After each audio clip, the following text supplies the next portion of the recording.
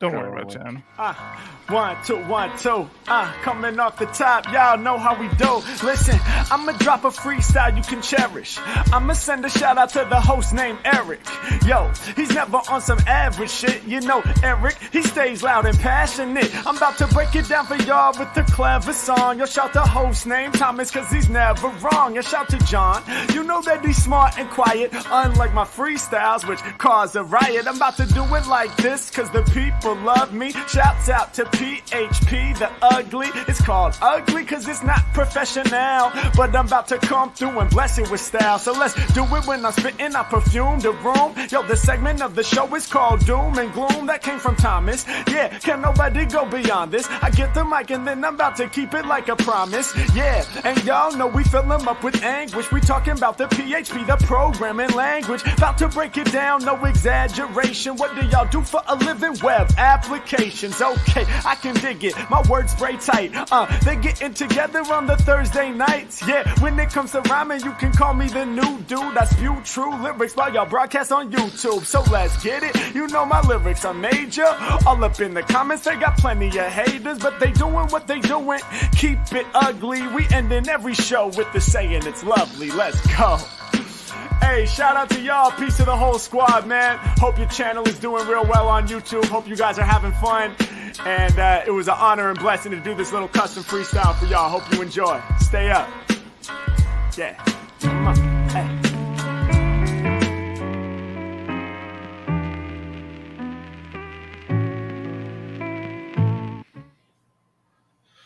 Awesome. All right, let's kick this off. You're listening to episode 292 of the PHPUgly podcast. I am your host, Eric Van Johnson. If you're not familiar with who we are, we get together weekly to discuss PHP, running a business, whatever else happens to strike our interest at the time. We've been doing this 291 times before it. So this is not new to us. We know what we're doing. We're still really bad at it. Yeah. With me tonight is John Congdon. I've missed you two guys. I'm happy to be here. And Tom Right Up. Hello, I'm here. Go Abs. We have stuff to talk about, man. Yeah?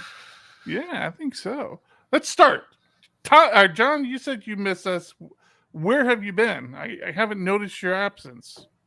Aw, that hurts me a lot. No, I mean, last week I went camping. Unfortunately, the friends that we went with had to cut out early because their kid that was in preschool caught the COVID. Sorry, guys. I know you listen sometimes. That's not Hope good. you're all feeling better. Luckily, we were all outside, so me, the wife, and the kids didn't catch anything, but their family is, you're living with a kid, so you're bound to catch everything they have. But got some videos from them. They're doing fine. That they're all right. But it was a nice getaway. Got away for a few days last week camping. Came home, and then my wife and I got away for a few days away from the kids. We went to a concert up in Santa Barbara. I was hoping to fly while I was up there, but the wind gods did not allow me to. So it was a nice, not time off because I still worked, but it was a nice break just to get away and go to a concert. Can you imagine going off to a nice romantic weekend and your husband brings his parachute with him? How awesome is that? Sounds like a good weekend to me. 3 pairs of underwear packed, got the shorts and the pants in case we do something formal, parachute in case I decide to jump off something. The funny part is we're driving up there. We left an hour later than I wanted to leave. And of course, you're driving through LA traffic. Then my wife feels terrible because she forgot that there was this time limit, and I'm an asshole for not saying, by the way, we got to go because I got to be done by a certain time because that's just the way this site works. So we're calling up on the way up there. There's 2 schools that fly out of this park and they have to be on site in order to fly. Call up one and they're like, "Oh, we're not there today. We're up in the mountains with our students." I'm like, "Oh, I want to be up in the mountains, but you told me they were closed when I asked you about that, 2 months ago." Called the other school and they were out there, but they said the winds were bad and told me to go check out this other place along the beach, which would be an awesome site to fly. We stopped there. There's nobody there and there's absolutely no wind, so there's no flying. We're driving on the highway on the way back home, and sure shit, right off the highway, I'm like, "There's a guy up right now." Like he's just up and down the coast right there. Looked amazing. It would have been so fun to do, but alas, timing did not allow for it. So when do you get the license to fly somebody else with you? Oh, that's way off in the distance. I'm wondering if you're gonna I don't take I the don't- wife I don't- flying. No, I don't know that I will go that far. Right now, it's just I want to go for myself. It's just a great activity. That's going to take so much more training, and that's not. That'd be something I'd want to do if I wanted to get into it professionally, and I wanted to, charge people to do that. I'm sure it's not worth it for the, once or twice you might do it for family members. But I don't know. I'll look into it in 5 years. I'll let you know. Why? You want to go with me? No, not in the slightest. How about you, Eric? Oh, How about you, Tom? Let's start with you. Me? Yeah. Oh, just keeping busy. Yeah. Had a nice long weekend. Juneteenth weekend. What is John doing? He's got PHP Architect boxes. PHP Architect boxes. You know what that means? Elephants in boxes. Elephants boxes, baby. elephants in boxes. You should have gotten a little bit of elephant branding for that little live Oh, little chill. live elephant. Do not drop. Put little air holes in the box. Yeah. We had talked about it, Yeah. but the timing, I was like, "Oh crap, the elephants will be here tomorrow. I need boxes. Let me order those." We have got quite the little delivery we need to make. Yeah, they just got here. I actually have a bunch printed out. I've got a bunch of boxes taped up. I figured out the software I'm going to use to generate shipping labels. So we're getting there. Nice. They should start flying out hopefully tomorrow. Well, I've been working on financial tech stuff, doing automated analysis of loan applications and the usual. It's what I do every day now. Really not a whole lot this week besides having Juneteenth off. Although I have been watching the NHL playoffs pretty regularly, which has been very fun as a Coloradan. I didn't realize you were into hockey. Are they Me in the neither. Stanley Steel thing, whatever it is? Yes, the Stanley Steel. Yeah. the steel mug or something. It's the Stanley Cup. Oh, that. And it's the Avalanche versus the Lightning, and right now we're ahead 3-1. We So, got one more game. Joe, you're gonna set Joe off here in a moment. I believe the Lightning is Joe's team. Oh, that's a bummer. No.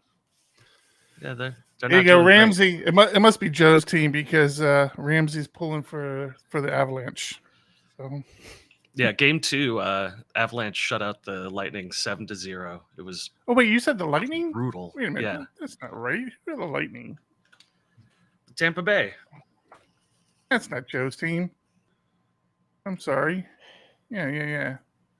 I don't know hockey teams that well. I know the Capitals. I know like the important ones. It's going well, and the potential last game is tomorrow. So I will be at the pub watching. Very excited for that. I think you're just using it as an excuse to go to a bar. Well, they're called pubs.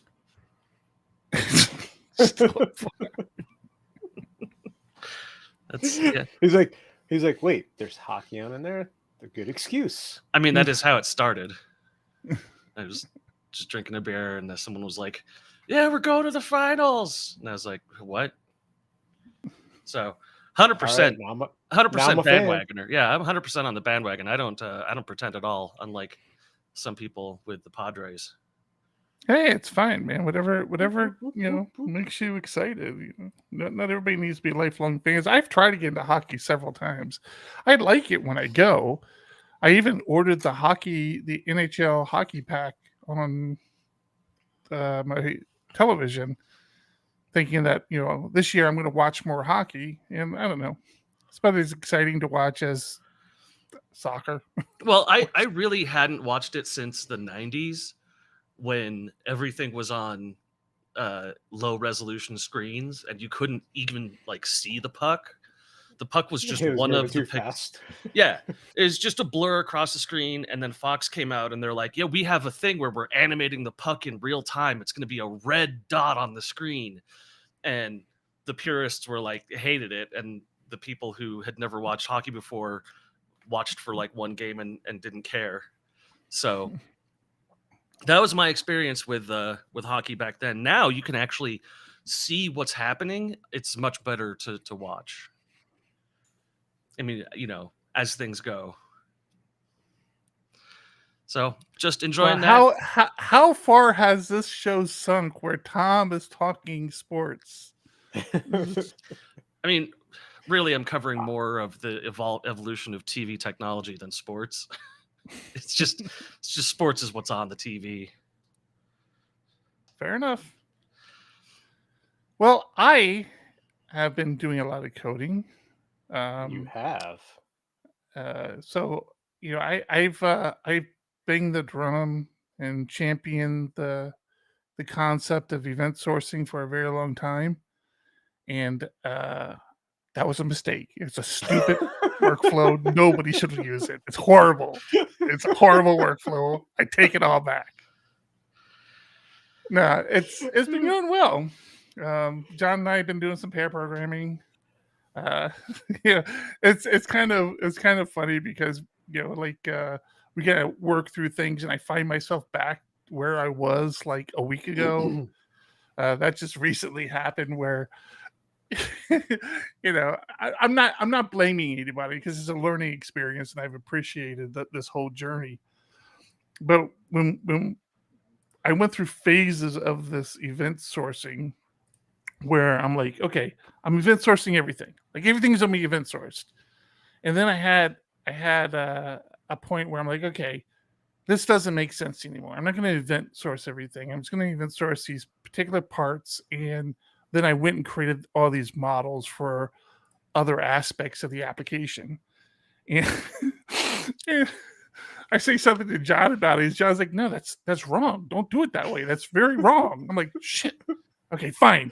I'm going to trust the process. And I deleted all those models, and I switched over to event source, and then like a couple days later, or a couple days ago, John's like, well, why don't you just create models for these things? I'm like, you motherfucker! No, stop. That's not how it happened at all.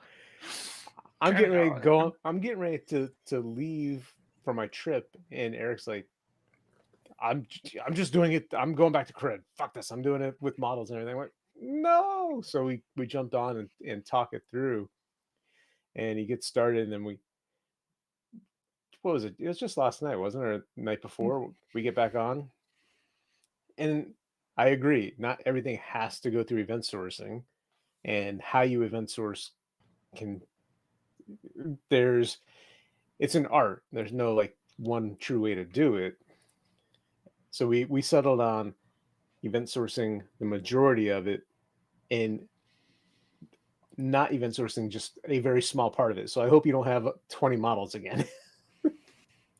Don't you worry about what I have, Congdon. I have stuff that's going to work. So now I want to see this. Ramsey still doesn't know what event sourcing is. It's fake. It's not even real, Ben. Don't worry about it. No, it's exciting. I'm very excited about it.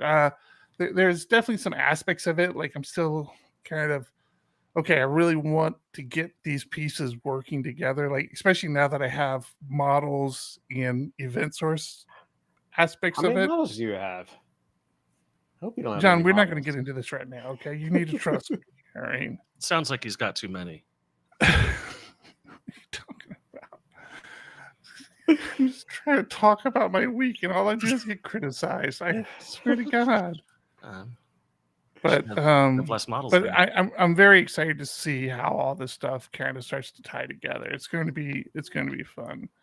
I think but as yeah, we were working through it, I felt like I saw that light bulb moment go off with you, with the stop worrying about the database, worry about just the object that you have in memory, where we can load it, give it an ID, load up all the events, see the state of the object, and that's all you care about. We're not looking at database tables at all at this point.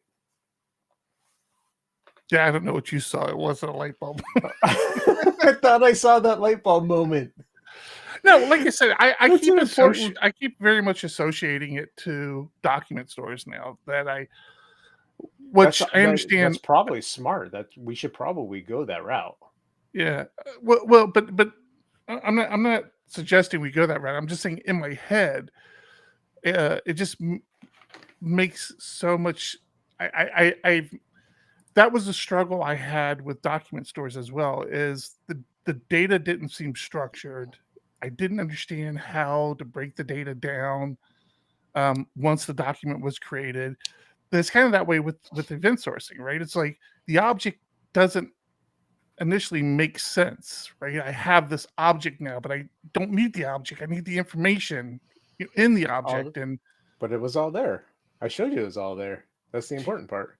Yeah, that's kind of how a document store works, John. This is my point of what I'm trying to get to. Like, it's all there. You just have to understand how to address it. It's not about the structure of the data. It's the fact that you have all the data is what's important. Trying to get there, but I got there.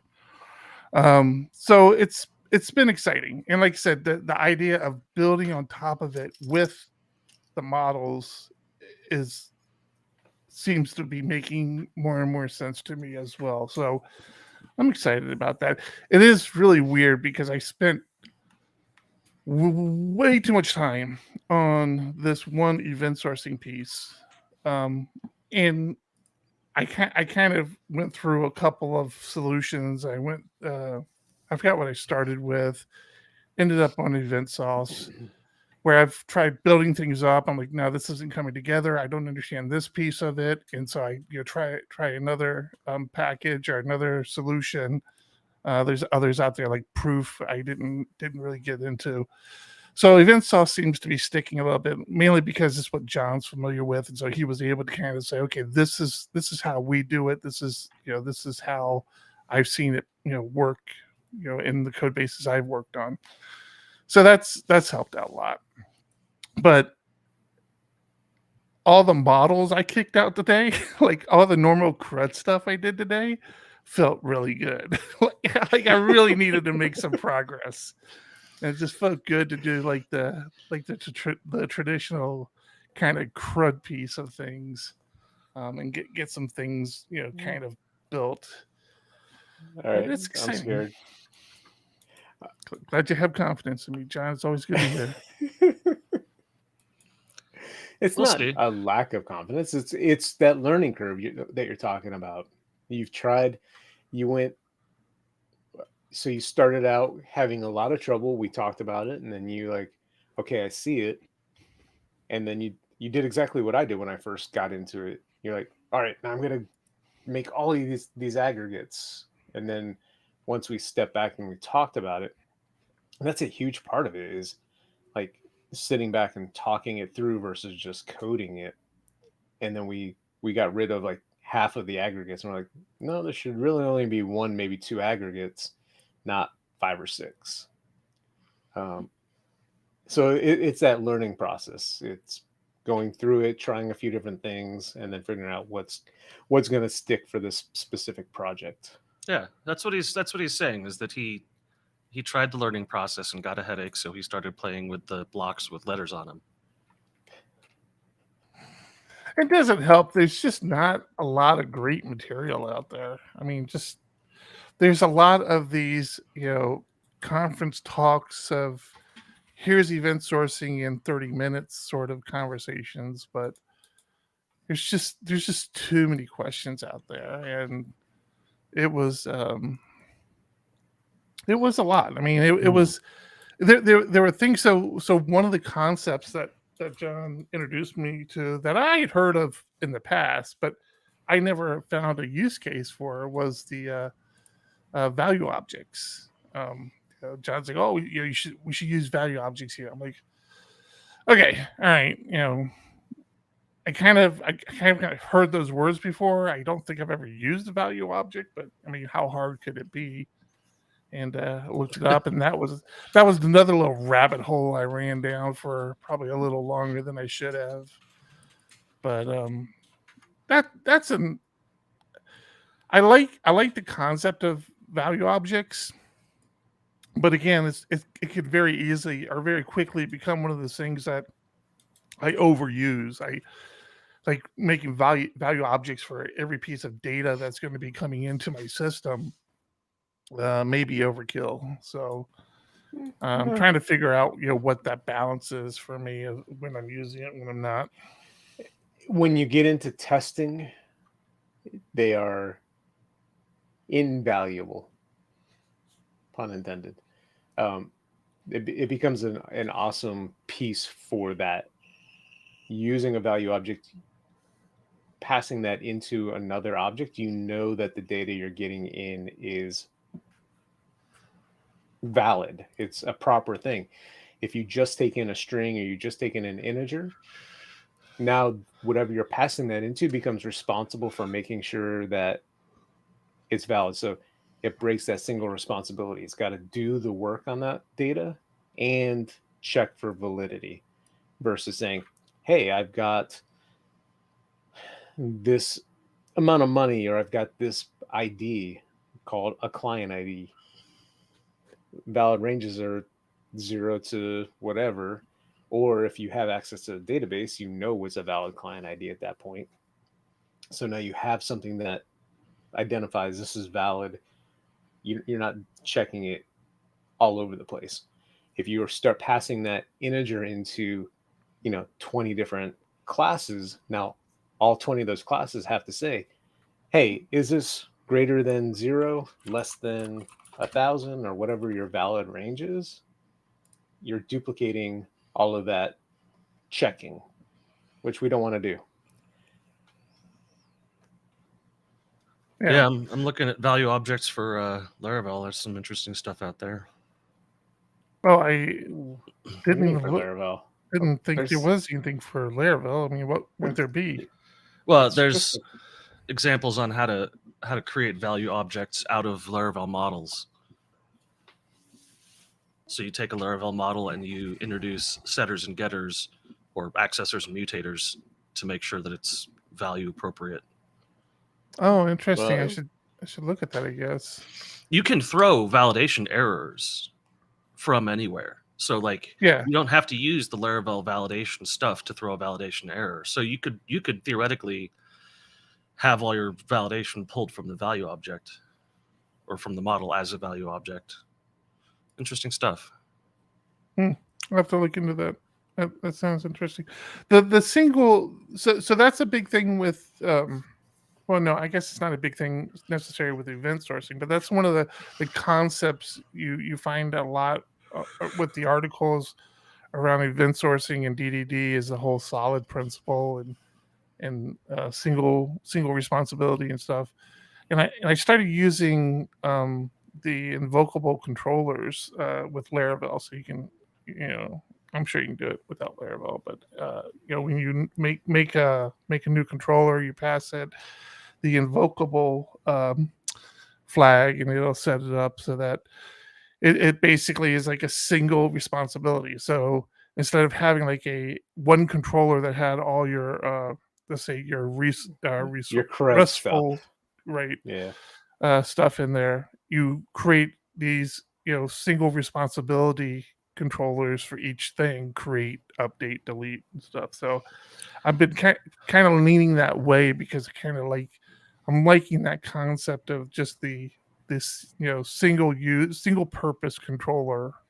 This controller, it extended from the commands for the event sourcing that John had walked me through. He says, okay, we're going to create these commands that are like these kind of single responsibility commands that do things in the event sourcing world. So I just kind of extended that with the controllers as well. Yeah, I also wanted to point on, you said mutators on value objects. Preferably all your value objects are immutable. You create them, you don't change them. There's no setters, just getters, and you're done. So Fine. when you create the object, it does the validation. At that point, you know it's a valid object. It can't change. You're done.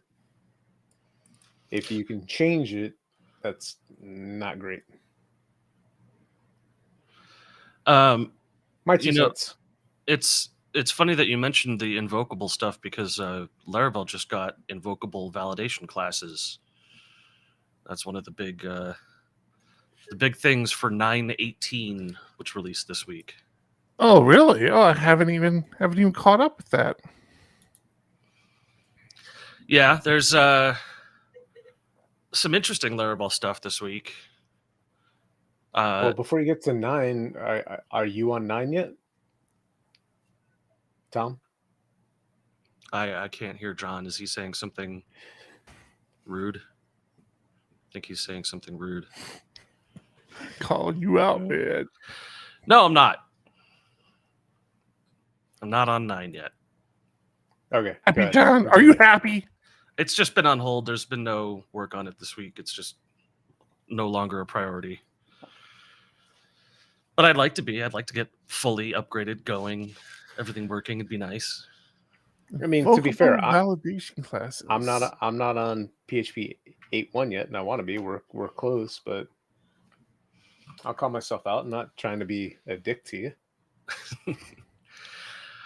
There's nested with relations. If you use relationships in Laravel much, you'll like this. Instead of the dot notation, you can have a nested array that eager loads your relationships for you. There's a new fake helper which calls up faker.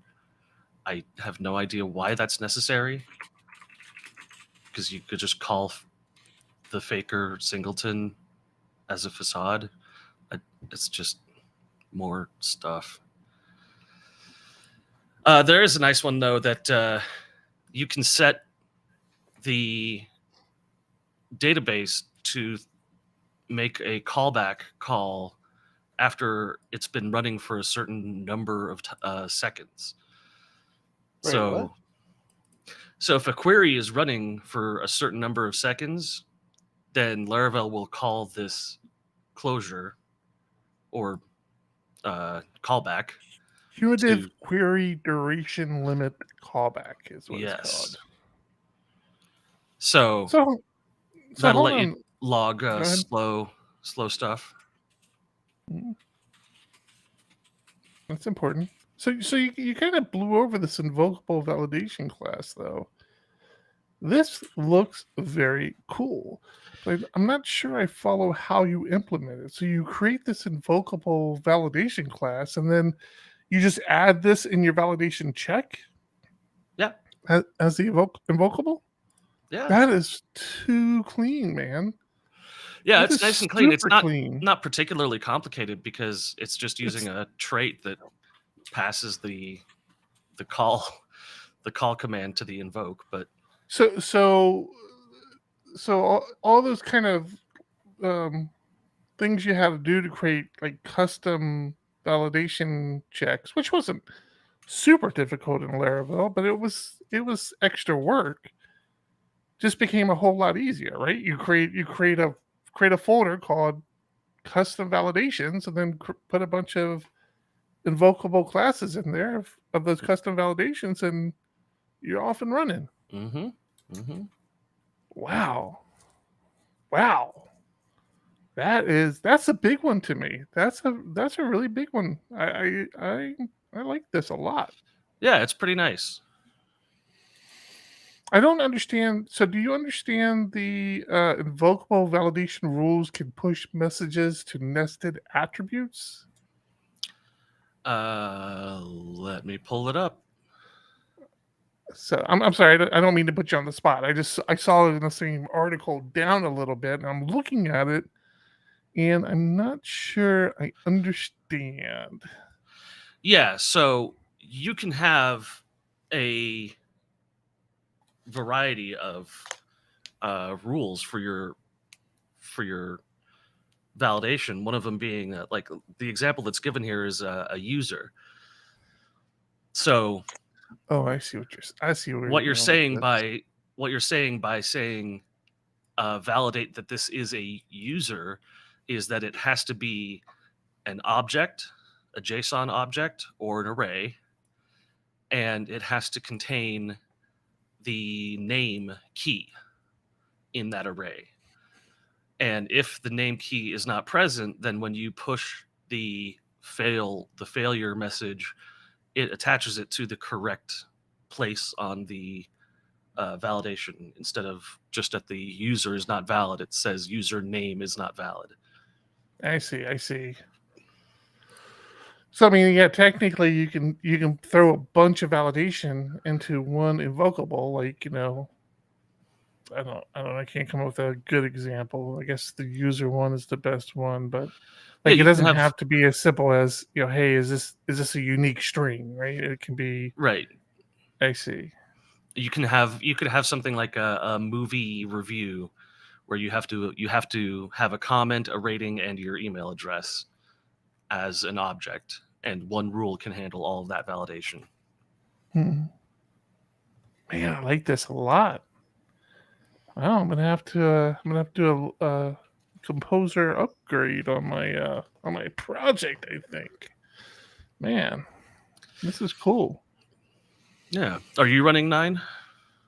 Well, for this event sourcing project, I am. Yeah, Must be nice. it's very nice. I'm not gonna lie.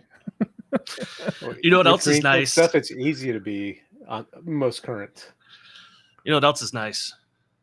What's nice? Whoop. When you're in production, 1,000 things can go wrong. You could deploy a bug in your latest release. Your background jobs can silently fail. Someone could trip over the network cable at your data center, and this all comes back to you.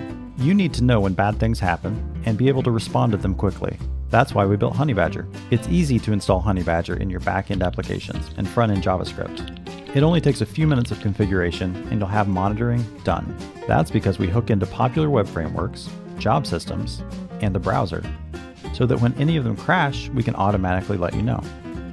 We ping your application from our global fleet of servers to let you know about problems with connectivity, latency, and SSL certificates, and we monitor your recurring jobs to see if any of them stop recurring.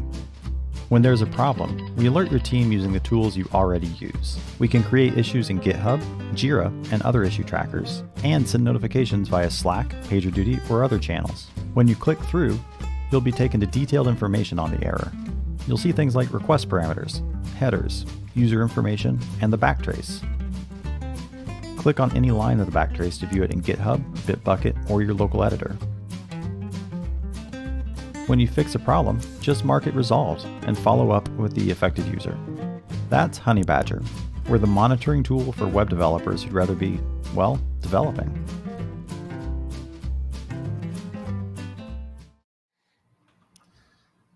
Thanks, Thank you, Honeybadger. So, Tom, I had an interesting problem this week. Tom, I had a question for you. Eric had a question. All right. Do you still use CoPilot? So I had an interesting problem this week. As I noticed after we had done our show last week that CoPilot didn't seem to be calling itself anymore. It didn't autofill when I was expecting it to. And I don't know how long it had just sort of not been working. And so I thought, well, okay, I got to figure it out, but I'm too busy, so whatever. And then I get this email that says I'm invited to CoPilot. I thought, well, that's interesting because I was already a member of CoPilot. Why are you inviting me to use the thing I've just been using for months and months and months?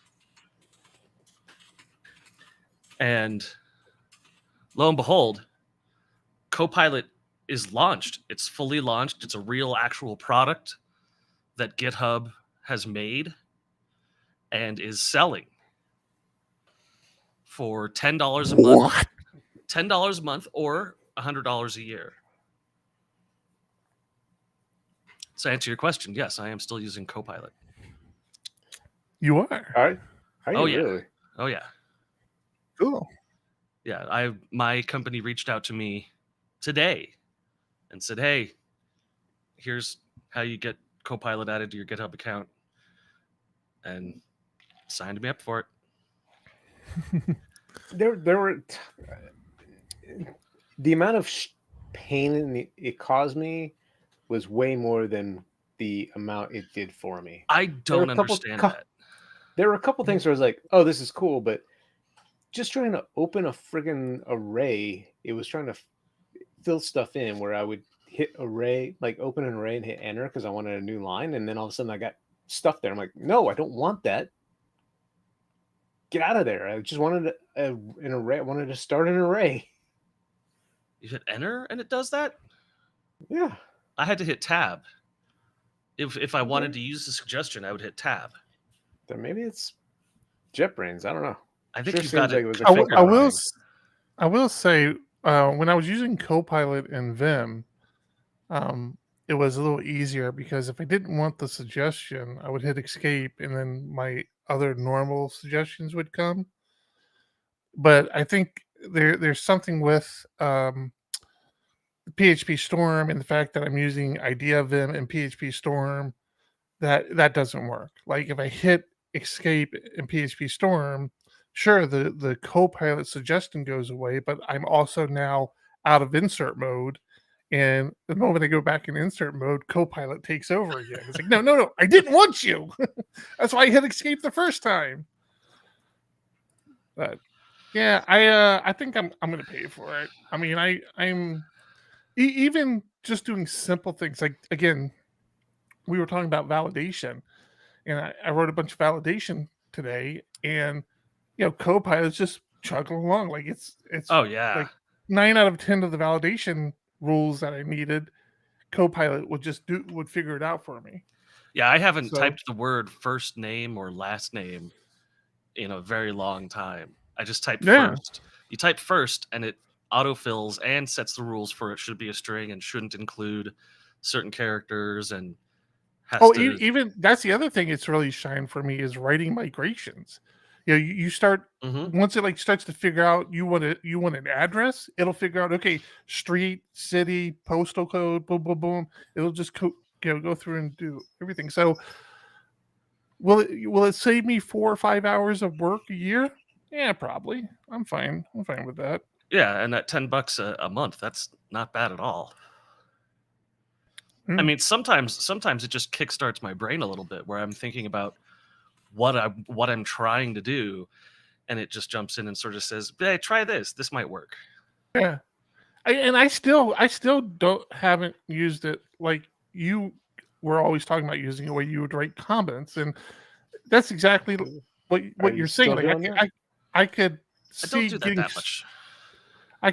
I could see getting stuck on something, and then just like, okay, let me write out a comment and see what CoPilot suggests. See if it gives me any ideas of what to do. Well, you know what it's best at, without writing comments for it, is tests, because you name your tests what you want it to do. So you say, verify that user submitting to the registration page saves to the database and sends an email with their password. And it does the whole thing for you. It writes the whole method. I hear a lot of people say that's where it shines. So I really should probably give that a spin at some point. Yeah, I really think that that CoPilot is what got me into DDD, because you write your tests first, and then it writes all the code for the test. TDD? DDD. Oh, I'm sorry, TDD. TDD. I was gonna say, yeah, that's not Yes. test first. Yeah, I got into TDD because of CoPilot because it did so much of the heavy lifting. But replace me with a computer one of these days. So yeah, I don't know. I mean, I'll probably it gives you what, a 15-day free trial or something, or Yeah, something like that. First month free, or so I'm on that little trial now. We'll see. it's free until August 22nd. So 2 months. Oh, yeah, that's weird. Yeah, Yeah, exciting. Eric's like, I only got 3 days. What the hell's going on here? nothing. Well, that's gonna be the real thing. Eventually, they're going to start charging you based on how much you use the suggestion. Like, then then John's gonna be like, Eric, why am I getting this $700 bill from GitHub? John, it was a stressful week, man. I needed some help with my code. One thing that they didn't do that I was afraid that they would was make it cheaper if you allow them to use your code to improve CoPilot. But no, they ask you when you set it up, do you want to send your code over so we can improve? And you just click no. I saw that. And say not at all. I don't want to poison the memory of this poor AI. I'm like, I'm doing this for your own good, CoPilot. You don't want my code. You don't want to. I think you do it this way. But is it using it only for your suggestions or for the suggestions of everybody? Everybody. Well, I don't even think it's that, because it's mostly based off of open source projects on GitHub. So I think it's just improving the algorithm. Not even using your code, but they have to see what you're trying to do to improve the algorithm. So who knows? It's crazy how much it's improved over the little time I've used it. It's gotten like scary smart with the code. Yeah, I think it can check. I think it can view multiple files now, which was one of the limitations. Or it's definitely doing like it can see your whole project. Yeah, for sure. I have some very unique names in my project, and it was like kicking them back at me like it was no issue. Piece of shit model I can't get working through event sourcing. Fuck God, it is parachuting fucking thing. .controller.php. Bet you didn't know P and PHP stand for parachute. Oh, when we get drunk, the truth comes out. Oh, I'm sober. Not you. What else in Laravel? Oh, we're gonna stick What's with Laravel? with this Laravel Pint that I've seen come across my screen a few Jesus times? Christ, John! Is that Why are you anything? gonna rub that raw nerve? Is it a raw nerve? I honestly don't know anything about it. It turned out to be a very raw nerve. I tell you Really? what, Really? I didn't care. I didn't really care that much about Pint when I saw it come out. So what is Pint, right? Pint is just a new Laravel package for I'm really big on like code formatting, and there are those tools out there for code formatting, right? So that's what Pint is. Pint is a Laravel package for code formatting. And so I have opinions on this, but let me just say, initially when it came out, I'm like, there's already like very simple tools out there for this. The way I saw it is that I saw it as a good thing, because the Laravel ecosystem have people in it who don't see the wider PHP world. So the fact that there's all these tools out there to handle code formatting for you never crosses their radar until somebody in the Laravel ecosystem says, hey, I wrote this package and it's a wrapper to this other package that everybody else in the real PHP world uses, so now we can use it. And you got your PHP just fanatics who, just Careful. say, okay, great, this is the coolest thing. I'm happy we have it, and I'm fine with that, right? I mean, we have it in all these kind of vertical sort of PHP communities. WordPress has people in it that don't see the wider PHP community. Drupal does the same thing. Laravel is just another one of those kind of vertical silos where you have people in those communities that if something isn't presented to them as a Laravel package, they don't use it. It's like, so Laravel is like the WordPress of frameworks, you're saying. Go on. You said that. I didn't say that. I'm a fan of Laravel. No, me too. But I also appreciate and embrace PHP. But so I really didn't give it a lot of thought. Our Discord had some opinions about it. I thought they were some really good and valid points. And then we had somebody who took exception to those opinions in our Discord and voiced their exception. And I thought it was weird. I'm like, this is such a weird thing to get defensive about. I mean, it's just, it didn't seem like it was that big of a thing. But then I went on Twitter. I'm like, wow, there's like a lot of people in the Laravel community that are getting a little kind of, testy about the fact that people aren't going crazy about this new Pint. So I don't know, man. I don't know what that's saying. I'm just saying I didn't care about it. It wasn't that big of a deal. What I did find interesting is I deployed a new Laravel application fresh. I did it today. Absolute fresh. Laravel new project name. I installed this Pint because I wanted to see what it did on a fresh install of Laravel. And it had a bunch of suggestions that it was making, including. Wait, does Pint replace Laravel? I'm so confused. No, Pint is just a static. It's a static analyzer that changes any issues that it finds if you. Not issues, formatting. It just does formatting. By default, by default, it's a PSR 12 formatter.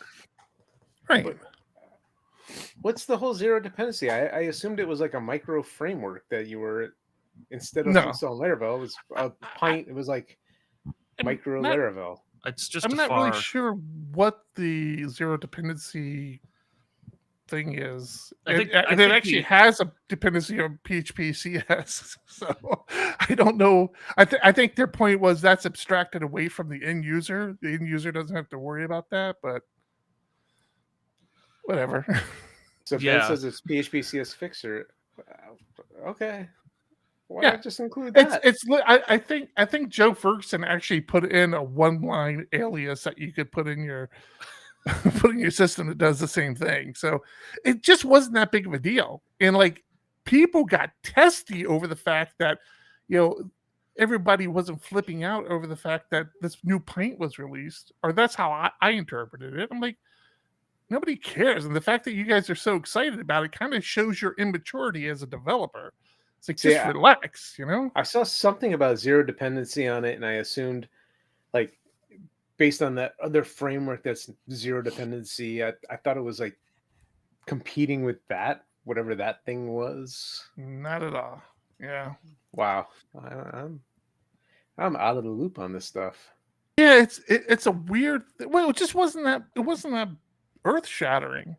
And of course, in typical Laravel fashion, and I've kind of got jaded about this over the years. They start this whole hype train about every fucking thing they release. It's like, just fucking release the package, for Christ's sakes. You're writing a wrapper to PHP CS. Stop hyping it up for a week. It's so irritating, man. But yeah, I mean, so where I was going with that is on a fresh install, you run PHP CS, you run Pint, and it makes all these suggestions. Let me pull it up. I think I still have it running. Where's my terminal at here? Because I remember thinking, like, well, that's weird, because like it was recommending removing some use statements, which it's just cleaning up. It says, hey, you have this use statement for this thing you're not using, but in my head, I'm like, this is a freshly scaffolded Laravel project. If it has the use statement in there, it's probably in there for a reason. Like it's probably in there because you're going to use it pretty quickly. So why don't go removing stuff out of like the default install of a Laravel project? I've always kind of been weird about that. And one of the ones it has is for test. It looks like it's suggesting removing the fresh database state clause because it's not being used. I don't know. I mean, it was just but that's part of static analysis. It doesn't know what. All it knows is you're using something that it doesn't seem like you're using at this point, right? Right. I think we know that. Yeah. Well, my point being is that the base install of Laravel has this stuff in it. So why is it there? It's probably there for a reason, right? Because they're trying to help the developer and say, okay, we're gonna put this use statement in here. It's not being used right now, but you're going to use it pretty quickly. I don't know. Static analysis can't detect that, for crying out loud. But this is, for crying out loud, a static analysis for Laravel. So you think they would have taken? No, it's not. It's just built around PHP CS Fixer. No, it's got a Laravel configuration built into it. The dash All right, Laravel. that was fun. That was fun. I do always like when Eric gets drunk and upset. It's really half of what we do here. You keep mentioning this Discord channel. What Discord channel should people be looking at? I want Eric to talk just because it brings him away from being upset. Discord.phpugly.com. That wasn't Eric. That was terrifyingly close to Eric. It was very close. It was very close. That's where all of our Patreons hang out, and God, we love our Patreons. We do love our Patreons. Look at all those elephants in that picture there. That's just beautiful. Beautiful waterfall. Nice little background. That's Just like it was professionally done. Yeah. We are in a water crisis, though. It's recirculated water. It's fine. Okay. They're not actually drinking it. It just looks that way. I peed in it to help out. Bring the water level back up. Yep.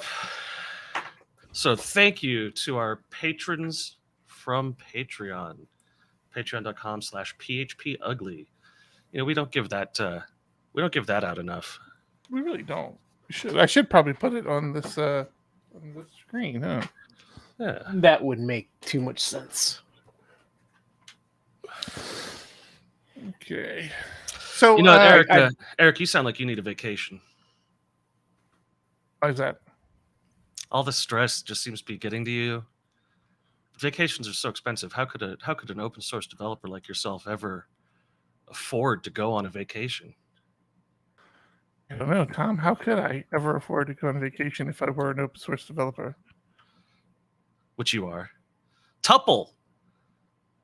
I have no idea what this thing is, but Tuple is sending 3 open source developers on a vacation. An all expenses paid vacation, plus their loved ones. Apparently very nice boutique hotels and stuff.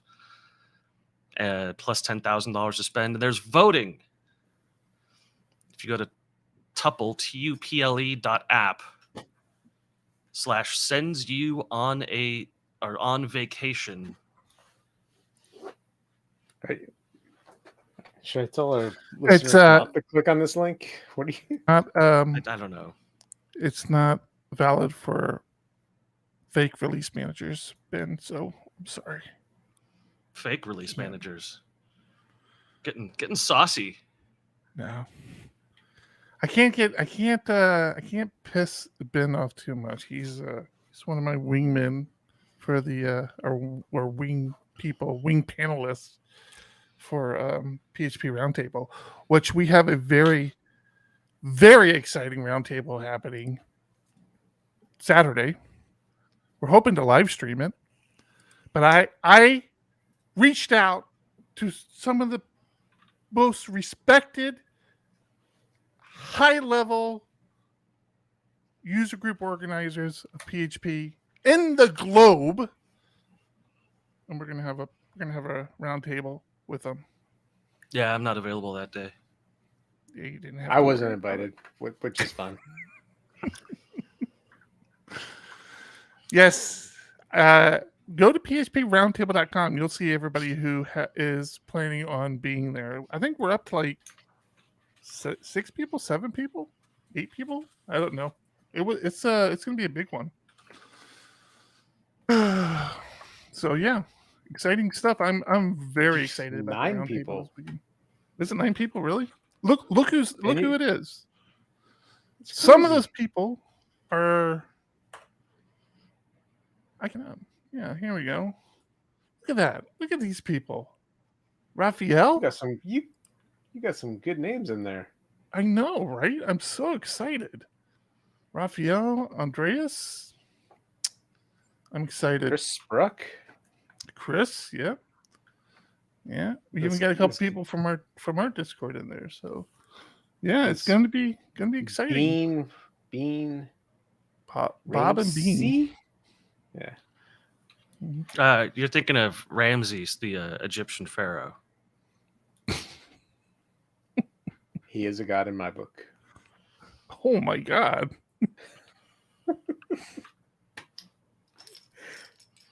This went weird. You guys have any internet trouble lately? Always. Why? Apparently, Cloudflare, big provider Oh my gosh. big provider of internet services, went down Whoopsie. for a little bit. At Yes. midnight Pacific time. Yeah, this chart is fantastic. There's no y-axis on it, so you can't tell how many requests the peak and the valley are different by. But judging by the tininess, how tiny the little pixels are on each jagged line of the graph, it looks like a lot of people just completely lost access. Oh yeah, I started getting text messages at 12 o'clock in the morning that the website was down. Yeah, I really didn't feel the effect of this one too much. It was back up very quickly. Yeah, I think it was a bad deploy. They pushed code that they had to fix, right? Yeah. Yeah, they had a change that they pushed out to one server location that worked out fine, but that was on an older architecture, so they pushed out to the new architecture and took 19 mirror locations down simultaneously. I'm interested Just because remember, when you think you've had a bad day, just remember somebody did that. Yeah. Yeah. Well, interestingly, the timeline here is 6/27. The rollout reached all of the locations and brought down all the servers. 6:32. So a full 5 minutes later, internal Cloudflare incident declared. So for 5 minutes, someone's panicking and maybe did I trip over a cable or what did I, I think this went fine, but just rocking to their chair. Oh my god! Oh my god! I just did that. Yeah. Oh my god! Somebody's just crying in the corner for 5 minutes and then gathers themselves up and hits the big red button on the wall that says Cloudflare incident. So Tom, I'm gonna put you on the spot because I know how much you enjoy Laravel just swapping things out from underneath you. And Sure. Yeah. Random changes that are not disclosed in absolutely change logs. Love it. Just small changes that impact your entire project. Yeah. Backwards compatible breaking changes in minor releases. Yeah. I'm with you. So Jess Archer posted a tweet, I think it was yesterday or today, saying that the Vit I got to pull it up now and make sure I have it right. The Vit.js PR to Laravel PHP has merged and will launch in next week's release. Vit or Vite? I don't know. I guess. Oh, it's Vite. Yeah. Vite Yeah, will be the Vite. new default for new applications and opt-in for everyone else. Yep. Yeah, that sounds right. Yeah. So my understanding is this is replacing like Laravel Mix. Sure. Sure. Oh, Why not? do you know? I about it? I You don't know. I don't know about this. I don't think it's replacing Mix. I think think it it works is. better with Webpack. Uh, So I just learned about Vite today, and it sounds like it's a bunch of tools around for, especially used for testing, if I'm not mistaken. Oh, is it Or I for wasn't testing? listening. Maybe I'm not. Maybe I didn't pay attention. So well it enough, says that but it will be the new default. It's like what the default it's as not opposed to what? it's not. yeah, I I think don't this think is it's a replacing build Mix. thing. Yeah, it's a build thing. Is I it? think this is replacing Mix, which is good because, Mix is at this point 3 years old, and boy, Oh, you got to heaven get rid forbid! of that. You can't have anything that Yeah, old. yeah. Before that was Yeah, code base. Guzzle, which I'm still running on some systems because, for Christ's Guzzle sake, for can we stop doing build? this? Not guzzle gulp. Gulp. I'm sorry, Gulp. Gulp. Okay. Yeah, Oof. it's good. Yeah. It's good because, I mean, this was what everyone was asking for. Somewhere. You seem so enthusiastic about it. So, okay. So this is a build tool then, right? This is just like when I do the npm run dev. This will take Yeah, over. yeah.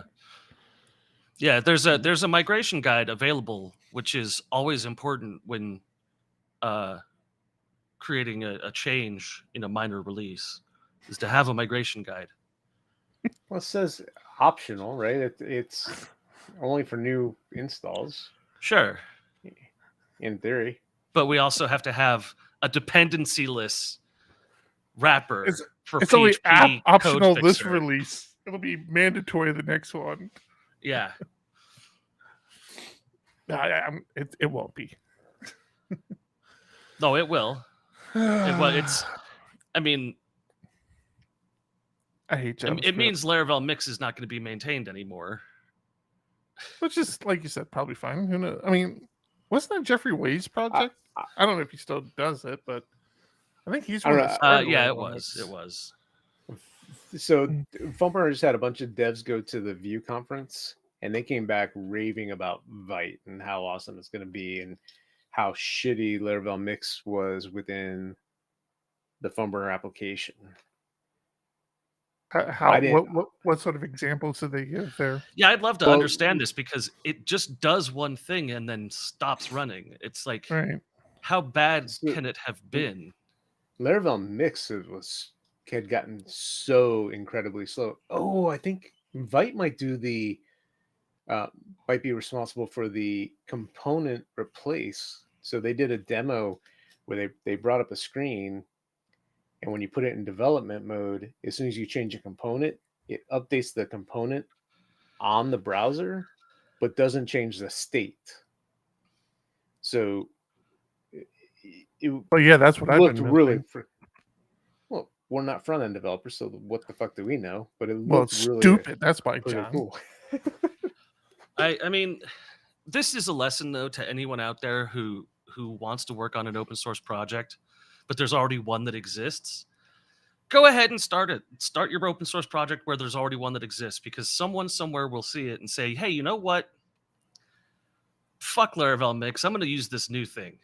I'm just going to, whatever new I'm going to start making dummy open source projects. To be fair, I don't think this was just somebody who started. I think Evan View is involved in this project. Like, I think it's, some thought was put into it. I don't think this is just somebody in their basement who decided to create a whole new something gate framework. Well, I don't know Evan Yu's living situation. He could be in a basement, but yeah, no, you've got that redundant project you want to start. Go ahead and start it.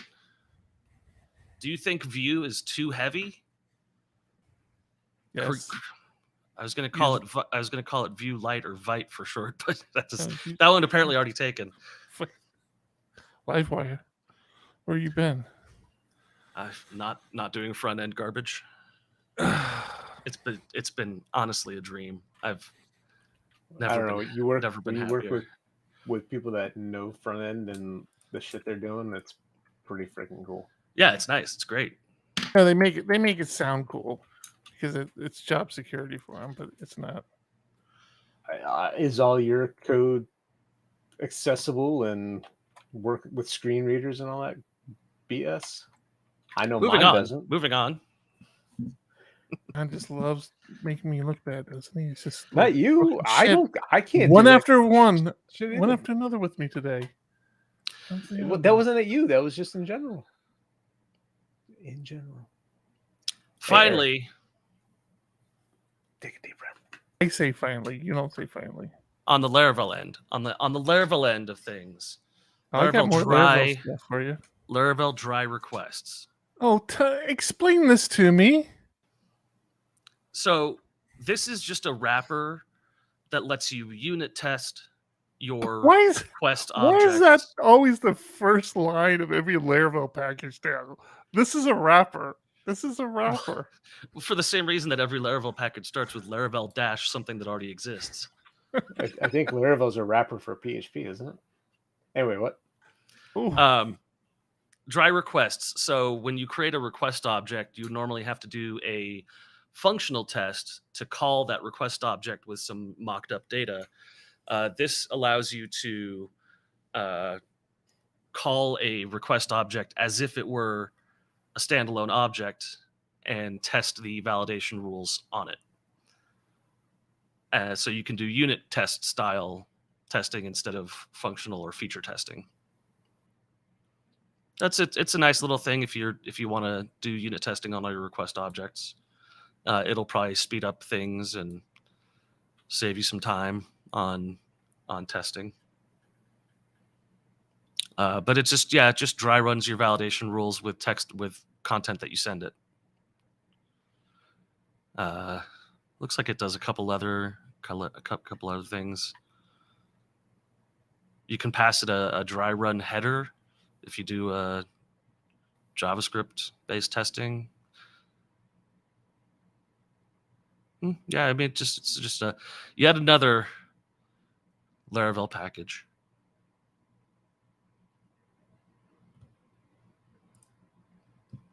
Blah blah blah blah. It's a very Laravel heavy show, I must say. I mean, we can get into JavaScript if you'd like. The stupid video that I don't care about. The video you don't care about? From are you talking about the one from Offer Zen Origins? The people who brought you Laravel Origins? Yeah. Are you talking about that video?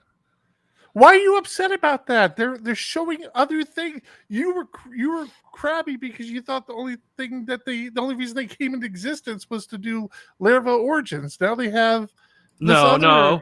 What? I said the only reason they came into existence is to sell merch. Oh well, that's probably right. Which I believe they are still doing. But they have another Origins video out, and then a documentary on that origin, and yeah, it is. All right, so should I move this card over? It's been out for 2 days and it's got 9,000 views. That's more than any of our shows get. Yeah, but it's not more than like the Laravel documentary got. What did the Laravel documentary got? 77,000 currently. It probably got 9,000 in the first hour it was released. Yeah. Yeah, I don't know. I tried watching it and it was just so boring. It was I couldn't hang on. Was it boring because you're not into JavaScript, so you don't know the players in the game? 100%, yeah. Which is the thing that actually confuses me about these documentaries now that I think about it. Who is this for? Right? Like, usually a documentary. Fans of the framework. I mean, they're both frameworks, right? Yeah, this is a framework. Yeah, but I get his question. Like, is this supposed to be drumming support for like the Laravel one? Was it supposed to get people that didn't know Laravel to use Laravel, or was it more for the people that use it to geek out over? Oh, I know that name. I know that person. I know this. Yeah. I think we established we didn't really know. I don't know. I really do think that's the whole thing, because like if you're not using Svelte, which is a popular apparently JavaScript framework, which I hadn't heard of until I saw this video. Right. Then no one like you're not going to care. And if you're not using Laravel, that Laravel origin story, you're not going to care. And you're going to know most of the people and most of what they're going to say already. Like there was no shocking revelation in the Laravel documentary. I was like, oh, that's interesting to hear. The only thing people commented about the whole thing that represented content was the origin of the name Laravel. I saw that on Twitter where everyone was like, oh, that's how Laravel got it. Oh, okay, interesting. But well, I mean, you got to admit, it's pretty cool, right? The guy created a word, I mean, how not everybody does that. Sure, it's cool and all, but that was out of the 25 minutes of the documentary, that was my only takeaway, was that PHP isn't dead, it turns out, as 3 fully employed PHP developers could have fucking told you. And then did in the show, like in the documentary, everyone said the same thing. No, it's not. What are you, stupid? So, I don't know. I don't know who these videos are for anymore. Yeah, I tried watching this Svelte one, and yeah, I just didn't care enough.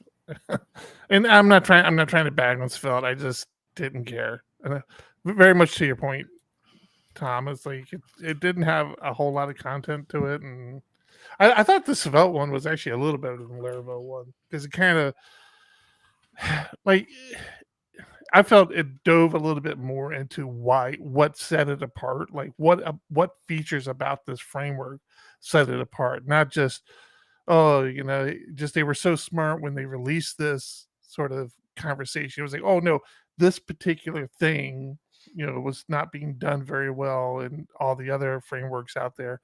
So now they do it, now it's done better. And I don't know. I would have liked to have seen more of that, I think, with the Laravel one. I think there are a lot of very valid things that, there's reasons why Laravel is the popular framework it is. And it would have been nice to kind of have somebody intelligently talk about that. But we didn't get it. So, yeah, I don't know. Sounds great if you use JavaScript. Yeah, maybe this is a big thing in the JavaScript world. I don't know. What I do know is it's late, and I need to edit this and get it out the door. Otherwise, I wake up to all the tweets, which I actually like. Like, if I don't release something now, like the night after we record it, I hear from people. Like, they're like, oh man, I always listen to PHPUgly on my way to work Friday morning, and it wasn't there. I'm like, oh, I feel like shit. I'm sorry. I got a similar thing from my boss. Who sent me a message that just said, hey, I listen to the podcast on Friday mornings, right? Dear God. I know my family listens to it, so I can't talk shit about them anymore. I found it actually, it's fine. What? My daughter brought some have friends angry over. Wife at you? No, my daughter brought some friends over today, and the only things I ever said were just teasing her the whole time that they were here. Yeah. Look, my kids are in Discord now, responding. Although I did. They hype me up. I mean, I gotta hand it to them. They don't crap on me. They had some friends over, and somebody had mentioned something about it, and my one kid's like, yeah, no, my dad's a podcaster. They're like, wait, like legitimately a podcaster? She's like, yeah, he's a real podcaster. I don't think that my obituary will include the podcast. Yeah. I won't. It Speak won't for say. yourself, man. It'll say father web developer had a nice microphone. Annoyed a lot of people Yeah. very quickly. Thursday Strong nights. opinions about a framework that's used by hundreds of thousands of people. And weird theories about a microwave. That's not theory. Microwave. It's been tested. Oh man, deep cuts. Deep cuts. I like them. All right, I think that's going to be it for episode 292. I'm Eric. I'm John. I'm annoyed. Keep Keep it Keep it ugly. ugly. 1, 2, 1, 2. Coming off the top, y'all know how we do. Listen, I'ma drop a freestyle you can cherish. I'ma send a shout out to the host named Eric. Yo, he's never on some average shit. You know, Eric, he stays loud and passionate. I'm about to break it down for y'all with the clever song. Yo, shout the host name Thomas, cause he's never wrong. Yo, shout to John. You know that he's smart and quiet, unlike my freestyles, which cause a riot. I'm about to do it like this, cause the people love me. Shouts out to PHP the Ugly. It's called Ugly because it's not professional, but I'm about to come through and bless it with style. So let's do it when I'm spitting. I perfume the room. Yo, the segment of the show is called Doom and Gloom. That came from Thomas. Yeah, can nobody go beyond this? I get the mic and then I'm about to keep it like a promise. Yeah, and y'all know we fill them up with anguish. We talking about the PHP, the programming language. About to break it down, no exaggeration. What do y'all do for a living? Web applications. Okay, I can dig it. My words spray tight.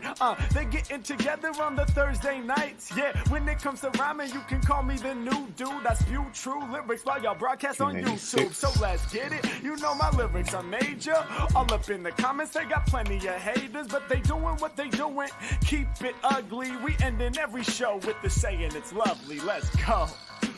Hey, shout out to y'all. Peace to the whole squad, man. Hope your channel is doing real well on YouTube. Hope you guys are having fun. What? And it was an honor. Happy and little blessing to do this elephants. little Waiting for the custom freestyle elephants. for y'all. Hope you enjoy. Stay up.